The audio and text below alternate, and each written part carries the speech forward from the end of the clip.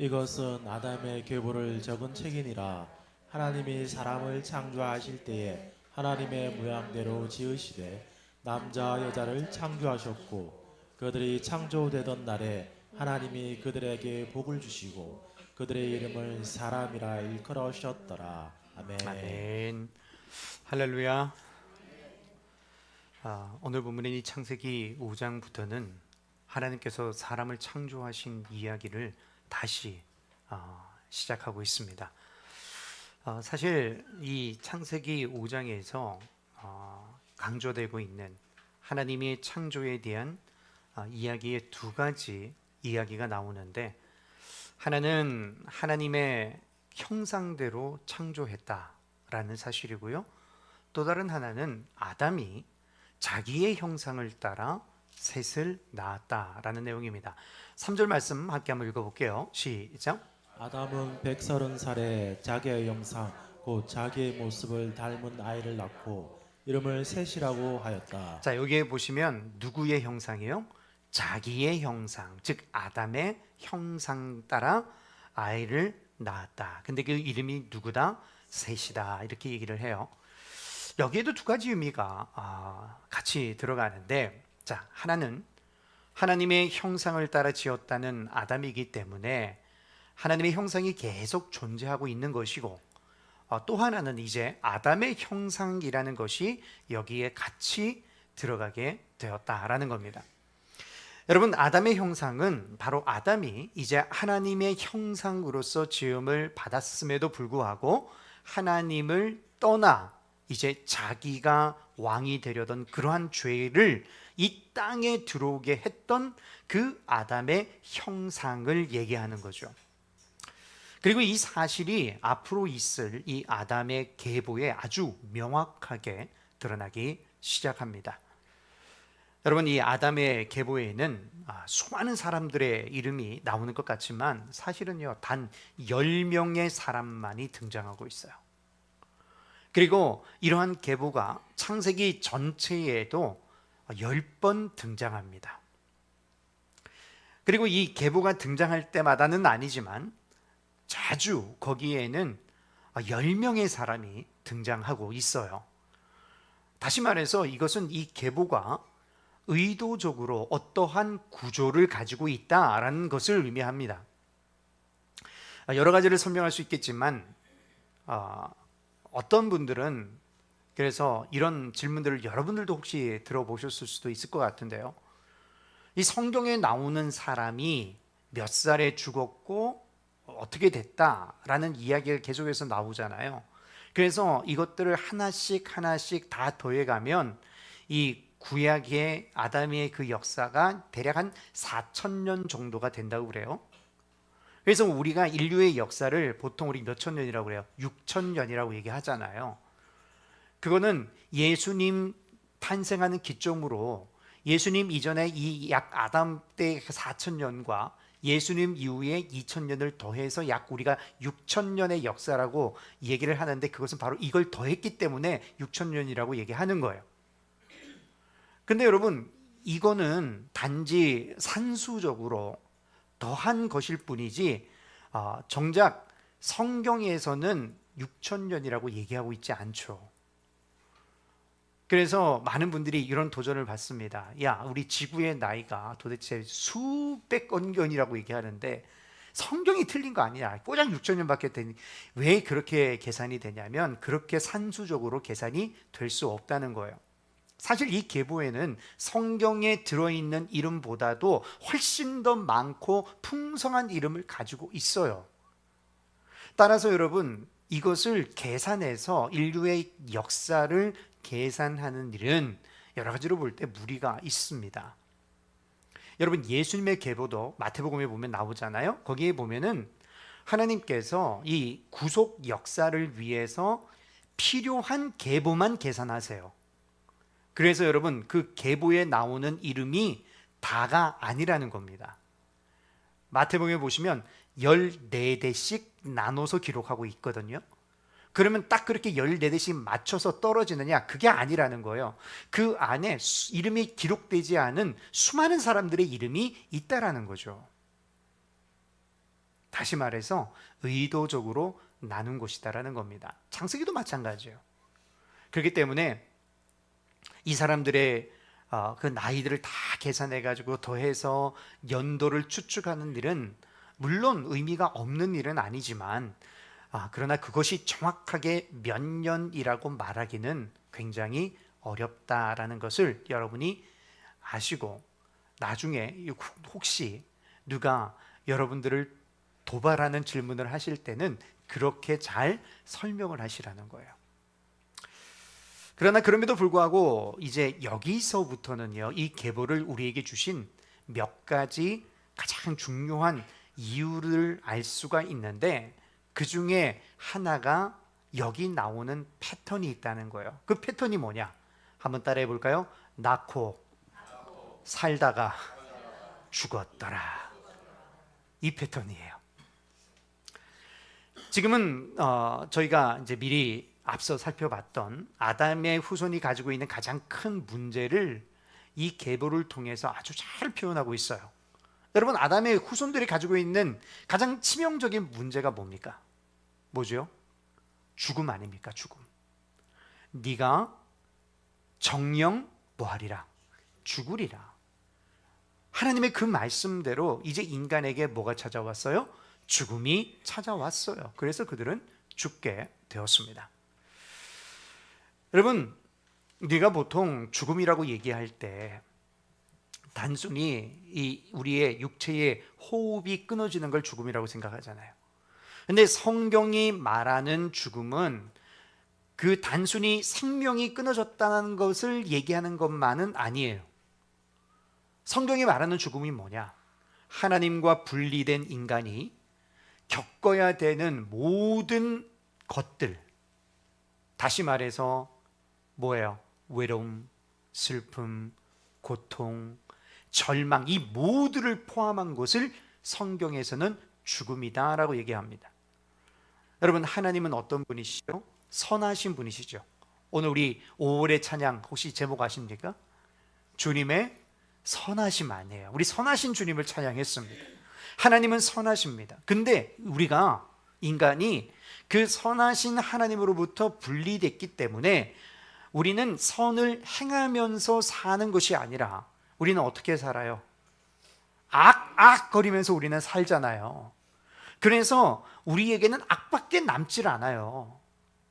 그래서 우리 인생 가운데 우리가 선하고 착하게 살려는 의도가 없는 것은 아니지만, 사실은 우리의 그런 의도와는 전혀 다르게 우리의 인생과 삶이 외로움과 슬픔과 절망과 아픔 속에 있는 이유가 바로 인간이 하나님을 떠나 우리가 우리의 힘으로 살기 때문이라는 것, 그것을 우리가 알아야 된다는 겁니다.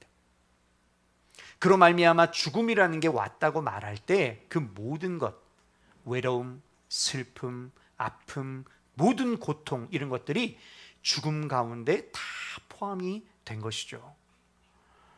여러분, 우리가 그런 말을 할 때가 있지 않아요? 아이고, 내가 웃는 게 아니야, 이렇게 말을 하듯이 내가 사는 게 아니라고. 왜 그래요? 왜 사는데 왜 사는 게 아니라고 그래요? 힘드니까, 절망적이고 고통스러우니까 살아있어도 내가 사는 게 아니라고 얘기하잖아요. 성경이 말하는 죽음의 개념이 그거라는 겁니다. 그런데 바로 동시에 오늘 성경에 보시면 나은 후 혹은 나았더라 라는 이 말은 어떤 뜻이냐면, 모든 것에도 불구하고, 모든 절망과 아픔과 외로움과 고통과 이 모든 것에도 불구하고 하나님께서 약속하신 여인의 후손을 하나님께서 우리에게 주고 계시다라는 거예요.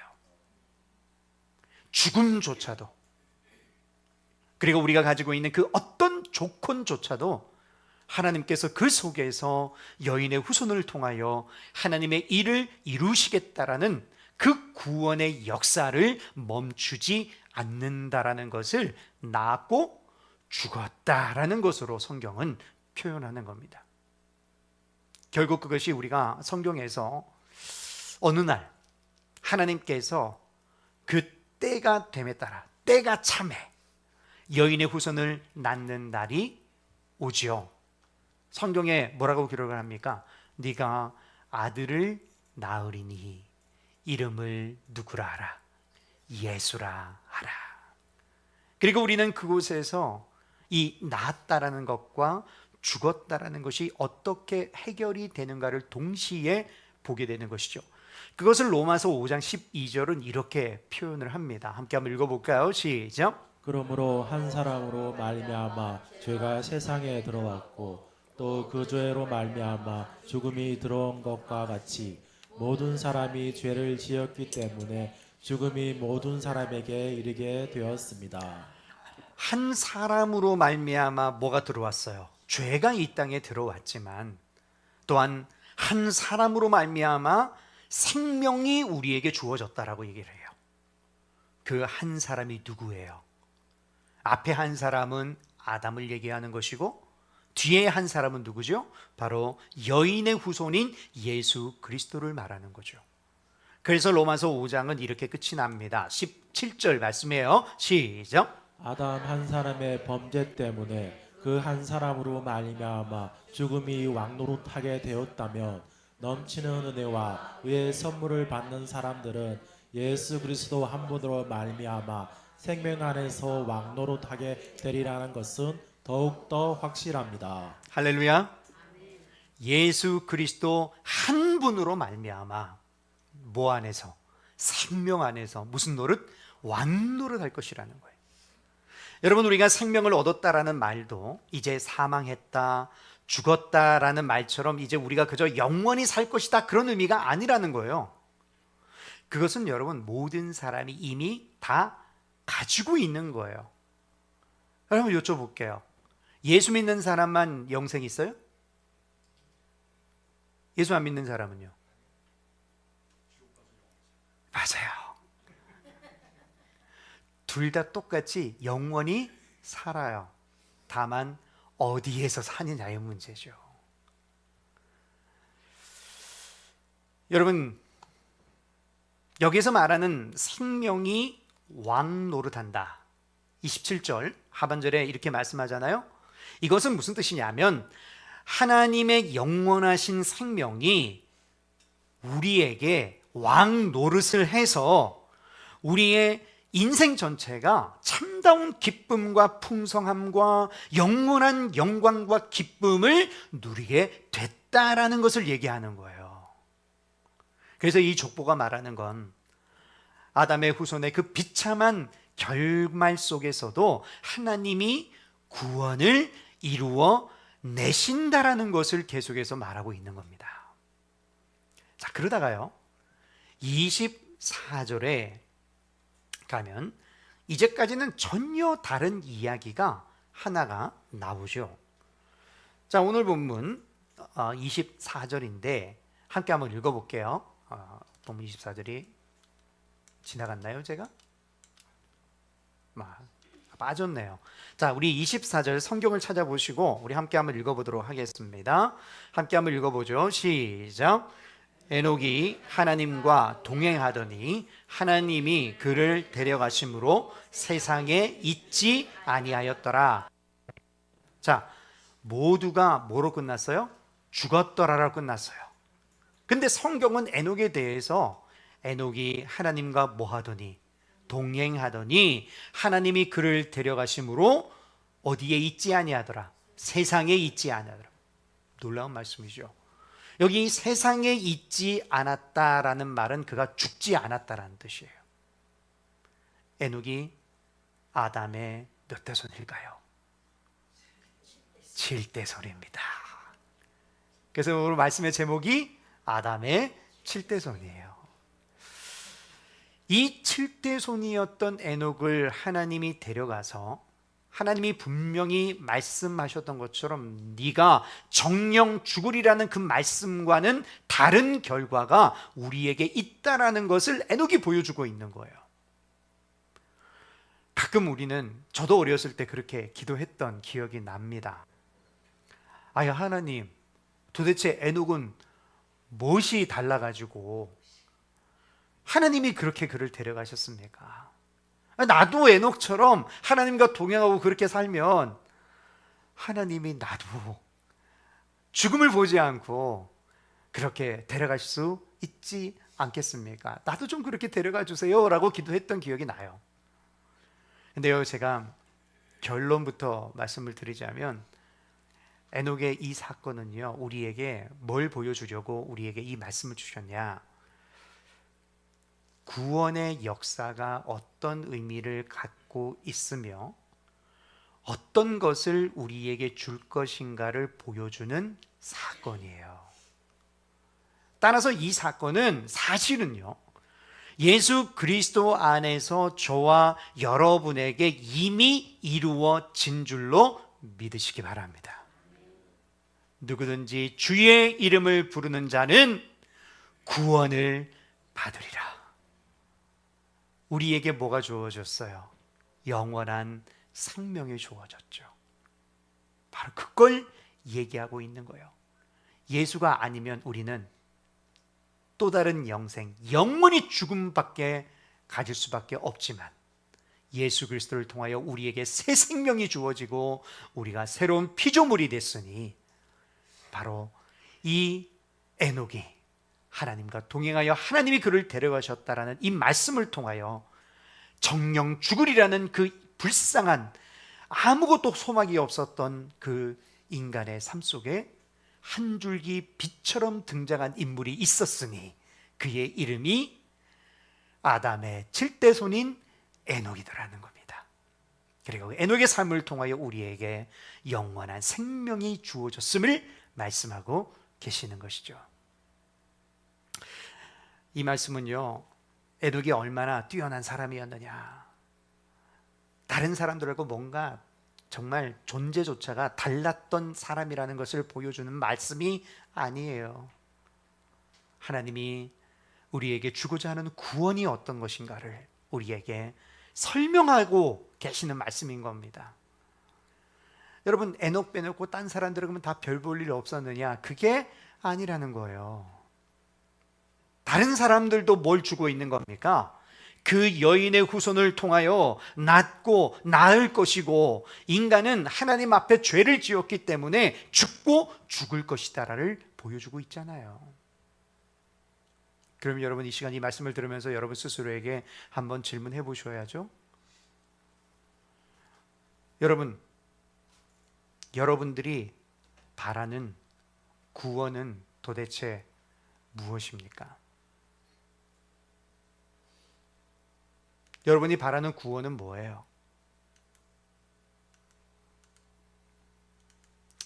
단지 우리의 문제 해결만이 아니에요. 바로 하나님과 함께 걷는 삶이에요. 그리고 이 에녹은 우리로 하여금 에녹이 잘났다는 것이 아니라면 도대체 에녹의 인생이 무엇을 우리에게 보여주고 있는가를 살펴볼 수밖에 없죠. 우리가 먼저 함께 좀 살펴보기를 원하는 것은 에녹의 인생을 한마디로 정의하는 문장이 있죠. 에녹은 하나님과 뭐 했다? 동행했다라는 말이에요. 여러분, 동행했다라는 말이 할렉이라는 히브리 말이거든요. 근데 이 할렉이라는 말은 걷는다라는 의미예요. 그러면 이 아트라는 말은 뭘까요? 함께라는 말이에요. 그러니까 할렉이라는 말은 함께 걷는다, 즉 동행이라는 것을 의미합니다. 근데 요 똑같은 형태의 단어가 구약에요, 많이 안 나와요. 딱 4번 나옵니다. 4번 나오는데 그 중에 2번이 에녹에게 등장해요. 동행하였더라. 이제 몇 번 남았어요? 4번 나오는데 2번 나왔으니까 몇 번 남았죠? 2번 남았죠? 한 번은 누구에게 나오느냐? 노아에게 나와요. 노아에게. 그리고 마지막은 어디에 나오냐면 말라기에 나옵니다. 제사장들을 묘사할 때 제사장들이 평강과 정의로 나와 동행했다라고 얘기를 할 때 할렉이라는 말이 나오죠. 그러므로 이 동행이라는 단어가 주는 의미 안에는 사실상 하나님과 긴밀하게 교제한다라는 의미를 당연히 우리가 떠올릴 수밖에 없는 겁니다. 왜냐하면 함께 걷는 것이니까. 그런데 여러분, 이 구약에서 하나님과 동행했다는 말을 하고 있는 이 본문에는 이 동행했다라는 말이 어떤 의미인지를 정확하게 설명하고 있지는 않아요. 그래서 우리가 이걸 읽어보면 왜 동행했나 보다 이 정도밖에는 알 수가 없어요. 자세하게 설명하고 있지를 않으니까. 그래서 우리가 이제 동행했다라고 생각을 하면 아담과 하와가 마치 주님과 함께 에덴 동산을 거니듯이 저와 여러분들이 기도할 때 깊은 영적인 상태에 들어가거나 혹은 하나님이 함께 하시다라는 것을 내가 느끼는 그런 느낌과 기쁨을 우리가 누리게 될 때 대개 우리는 하나님과 내가 긴밀한 교제를 가졌다라고 생각을 합니다. 어쩌면 전혀 틀린 말은 아닐 수 있어요. 그러나 여러분, 동시에 우리가 기억해야 될 게 있어요. 우리가 어떻게 느끼느냐가 중요한 게 아니라 사실 하나님은 내가 느끼거나 느끼지 않거나 관계없이 지금도 우리와 가장 가까이 계시는 분이라는 사실이에요. 그렇지 않습니까? 우리가 예수 그리스도를 믿은 후에 하나님은 여러분을 떠난 적도 멀리한 적도 있어요, 없어요? 없으세요. 그것을 우리가 우리의 삶에서 느끼는 것을 우리가 되게 내가 하나님과 친밀해졌다라고 표현은 할 수 있어요. 그러나 성경이 하나님과 함께 동행했다고 얘기할 때는 그렇게 우리의 느낌을 얘기하는 것은 아니다라는 겁니다. 그러면 우리가 이 하나님과 함께 동행했다라는 것을 도대체 어디에서 조금 명확하게 알 수 있을까? 히브리서를 보시면 나와요. 히브리서 11장 5절입니다. 함께 한번 읽어보죠. 시작. 믿음으로 에녹은 죽지 않고 하늘로 옮겨갔습니다. 하나님께서 그를 옮기셨으므로 우리는 그를 찾을 수 없었습니다. 옮겨가기 전에 그는 하나님을 기쁘게 해드렸다는 증언을 받은 것입니다. 아멘. 자, 여러분 아까 읽었던 그 창세기 5장 24절 말씀 한번 기억해 보세요. 에녹이 하나님과 동행했기 때문에 어떤 일이 벌어졌어요? 하나님이 그를 데리고 가셨다고 그랬죠. 그러니까 하나님이 그를 데리고 가신 이유가 뭐예요? 하나님과 동행했기 때문입니다. 그런데 방금 여러분이 읽으신 히브리서를 보니까 이제 믿음으로 에녹은 죽음을 보지 않았는데 어떤 것 때문이었느냐? 마지막에 이렇게 나오죠. 하나님을 기쁘시게 하는 자였다. 그렇기 때문에 하나님이 그를 데려갔다라고 말씀하고 있어요. 다시 말해서 에녹은 하나님을 기쁘시게 하던 사람이었다는 거예요. 그리고 그것이 하나님과 동행하는 사람의 특징입니다. 그러면 도대체 누가 하나님을 기쁘시게 하는 사람입니까? 질문이 나올 수밖에 없죠. 그래서 6절 말씀에 이렇게 얘기해요. 시작. 믿음이 없이는 하나님을 기쁘게 해드릴 수 없습니다. 하나님께 나아가는 사람은 하나님이 계시다는 것과 하나님은 자기를 찾는 사람들에게 상을 주시는 분이시라는 것을 믿어야 합니다. 예, 여러분, 하나님을 기쁘시게 하는 자는 누구예요? 뭐가 있는 사람이에요? 믿음이 있는 사람이에요. 믿음이 있는 사람. 하나님과 동행한다라는 의미를 여러분과 제가 생각하는 어떤 그런 느낌적 느낌이 아니라 혹은 내가 무언가 어떤 깊은 영적인 상태에 들어갔다라고 우리는 되게 생각하고 싶은데 성경은 그게 아니라 여러분이 하나님을 믿음으로 하나님 앞에 나아가고 있느냐 그걸 보고 있다는 거예요. 그리고 그 하나님과 동행한다라는 말의 진짜 뜻이 뭐냐? 믿음으로 하나님께 나아가는 것을 하나님과 동행한다라고 얘기한단 말이죠. 그럼 도대체 하나님을 믿는다는 말이 무슨 뜻이냐? 여러분, 우리가 다 믿으니까 지금 이 자리에 나와 예배드리죠? 우리 다 믿어요. 도대체 믿는다는 게 뭐예요? 물어보면 머릿속으로는 5만 가지 생각은 있는데 표현을 못 하겠죠. 뭐예요? 여기 보니까 두 가지를 믿는 거예요. 첫째, 한번 따라해 볼까요? 하나님이 계신 것을 믿습니다. 제가 정말 말이 아니라 교회를 평생을 다녔는데요, 자기는 믿는다고 하는데요, 하는 행동을 보면 정말 저 사람이 하나님이 계신 것을 믿나 싶은 사람들이 너무 많아요. 하나님이 살아계심을 믿는 사람이면 어떻게 저렇게 행동을 할까? 그런 생각을 하게 만드는 사람들이 있어요, 없어요? 너무 많아요. 그런 사람들의 특징은요, 세상 법은 무서워합니다. 경찰 무서워하고요, 이런 것도 다 무서워하는데 하나님은 안 무서워해요. 그러니까 예배 시간에 막 일어나서 욕하고 삿대질하고 막 하는 거 아니겠어요? 하나님 계심을 믿지 않는 거예요. 그거는 하나님이 지금도 이 자리에 좌정하셔서 우리의 예배를 받으신다고 정말 믿는다면, 이 시간이 어떤 시간인데 함부로 그렇게 욕설하고 하겠어요? 하고 싶은 말이 많아도 꼭 참았다가 나중에 예배 끝나고 할 수도 있는 거 아니에요? 첫째, 하나님이 계신 것을 믿는 것. 자, 둘째는 뭘까요? 두 번째는 하나님은 자기를 찾는 자들에게 상 주시는 이심을 믿는 거예요. 사실 이 단어는 히브리서 전체와 굉장히 연관되어 있습니다. 이것은 마치 이런 걸로만 보여요. 그래, 나 하나님 존재하는 거 나 안다. 그리고 하나님께 잘하는 사람에게 상을 주시겠지. 그 이야기가 아니에요. 사실 이 상 주시는 이시라, 이 말 때문에 우리의 신앙에 엄청난 큰 오해가 생겼어요. 그래서 여러분, 왜 교회에 열심히 봉사했어요? 나중에 천국 가서 하나님이 주시는 뭐 받으려고? 상 받으려고.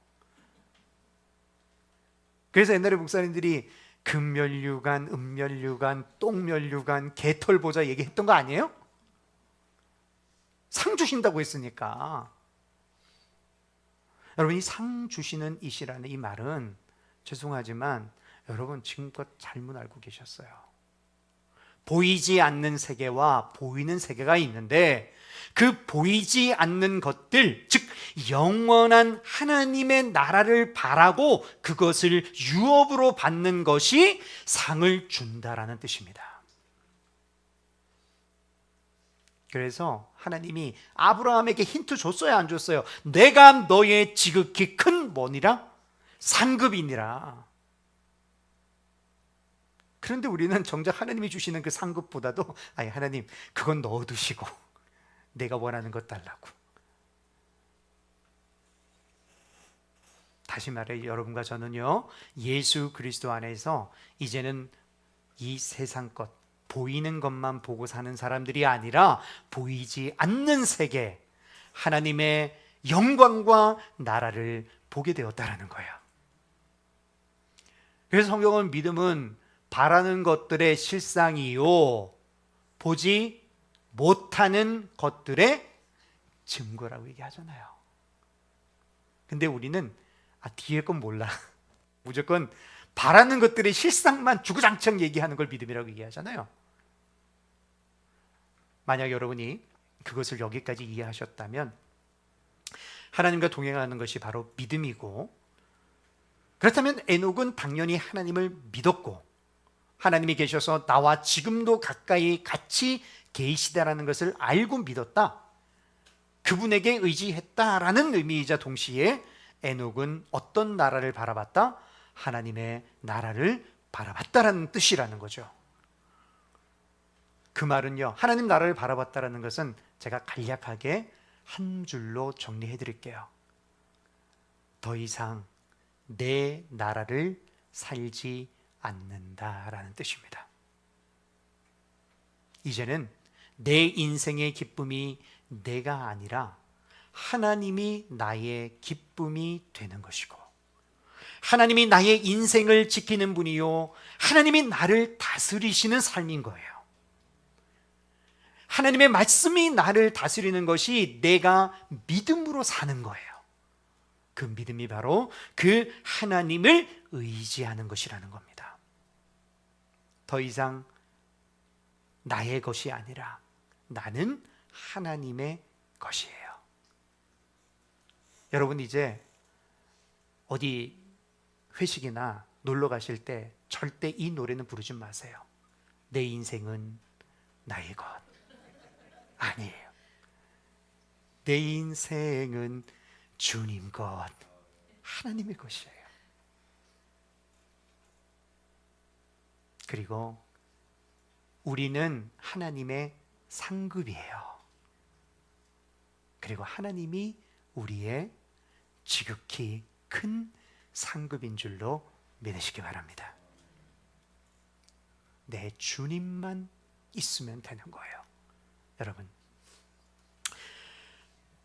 그러니까 하나님을 믿는 일은 우리가 믿는다고 하지만 힘든 일이 왜 없겠어요? 힘든 일이 생길 때마다 그래서 우리는 뭘 붙드느냐? 우리는 항상 하나님을 즐거워하고 그분을 사랑하고 그분만 의지하는 것이 하나님을 믿는 거죠. 그러니까 하나님이 나를 통치하시고 다스리신다는 것을 믿고 하나님의 눈으로 모든 것을 바라보는 것, 그게 믿음의 삶인 것입니다. 그래서요, 하나님을 의지하기에 여러분이 가지고 있는 모든 것도 하나님께 의지하시는 거예요. 하나님은 우리를 너는 나의 아들이다. 그 말은 뭐예요? 나의 소유다 이거잖아요. 나의 소유라고 말씀하실 때 하나님이 우리의 좋은 것만 가져가시나요? 아니에요. 우리의 걱정, 우리의 근심, 우리의 슬픔, 여러분의 모든 실패들을 다 하나님이 가지고 가십니다. 다 담당하십니다. 그 모든 것이 하나님의 소유가 된 것이에요. 그러므로 여러분과 저는 내 걱정, 염려조차도 하나님을 의지하기에 하나님의 눈으로 이제는 그것을 바라보게 되는 것이죠. 그렇다면 여러분은 아직도 여러분의 인생을 여러분의 눈으로만 보고 있지는 않습니까? 다시 말씀드려요. 예수를 믿는다는 게 뭐라고요? 내 인생을 내 눈으로 보는 일을 다 내려놓고 이제는 누구의 눈으로? 하나님의 눈으로 나의 인생을 보기 시작하는 거예요. 그래서 여러분, 우리가 사망의 음침한 골짜기로 다닐지라도 우리는 누구를 의지해요? 하나님을 의지하는 거예요. 그래서 뭐라고 고백합니까? 주의 지팡이와 막대기가 나를 안위하시나이다. 사실 이 말씀은 우리 고 이희세 선생님 임종하기 전에 제가 병상에서 읽어드렸던 말씀이에요. 그리고 너무 감사하게도 그 힘든 숨쉬는 어려움 속에도 아멘으로 받으셨던 말씀이에요. 나는 사망의 음침한 골짜기에 있지만 어떤 것과 똑같은 거예요?